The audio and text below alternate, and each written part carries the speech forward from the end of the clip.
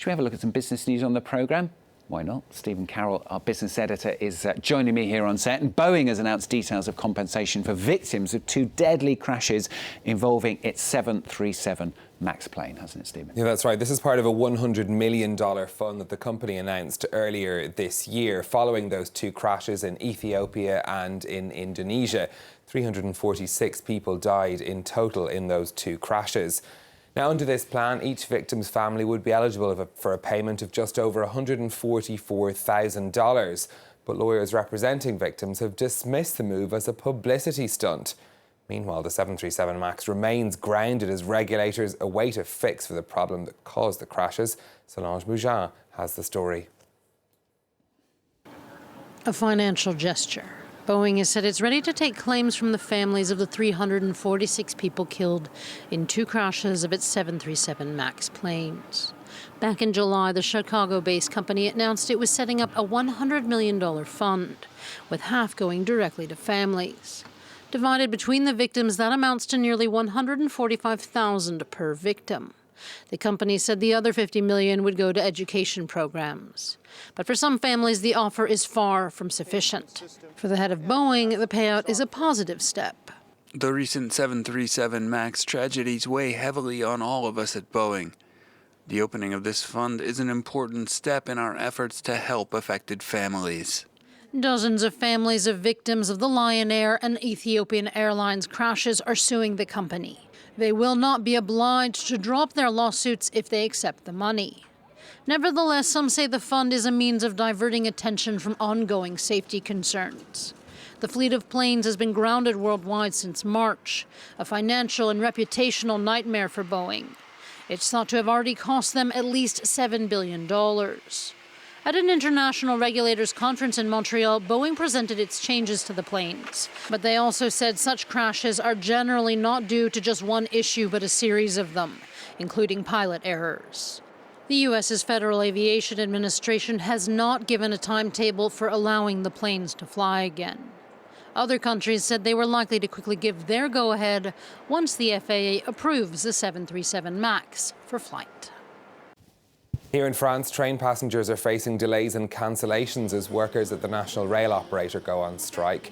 SNCF staff are protesting over planned changes to their pensions as part of a national overhaul of the retirement system.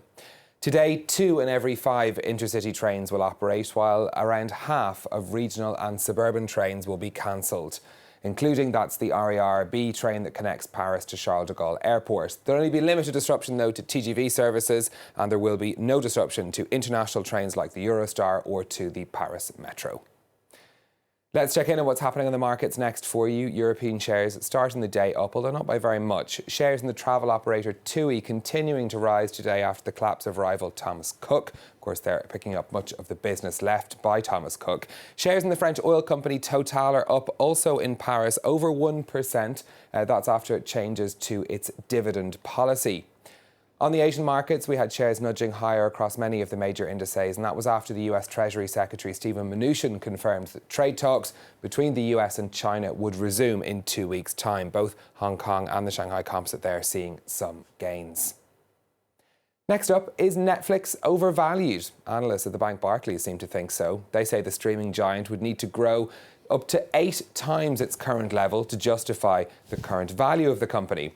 Netflix is facing increasing competition from the likes of Disney and Apple.